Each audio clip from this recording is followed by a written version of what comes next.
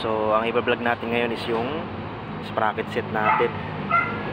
Ang unang vlog ko dito, andito na sa unang ano ko eh, yung part 1 nito. Dito sa in-upload ko dito.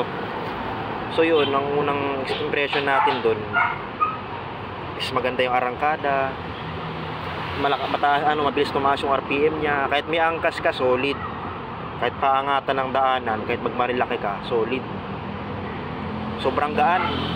47 kaysa doon sa 46 na stock.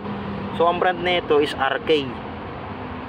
RK yan, 47. Tapos yung harap natin, ano yun, 47.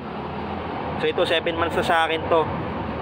Simula nung una kong bilag yung isa, yung bago. Ito 7 months na. So ayan pa rin siya. Goods, maganda siya. Sobrang solid, 47. May dulo na siya. Tapos yung 6 gear nyo, hindi siya patay.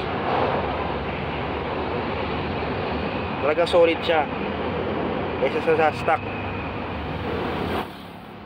Lakas siya, malakas. Ayun lang. Sa mga gusto nito, mas the best pa rin talaga RK. Mas matibay, mas matagal. Sa kaalagaan nyo yung kadena nyo, lagyan nyo lagi ng lubricant. Tapos lagi nyo linisan.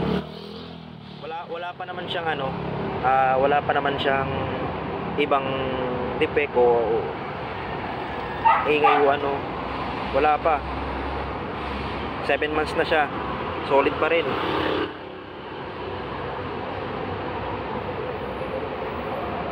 Hanggang dito na lang. Next na video ulit, i-review ko ulit kung ano yung pangatlong video ko.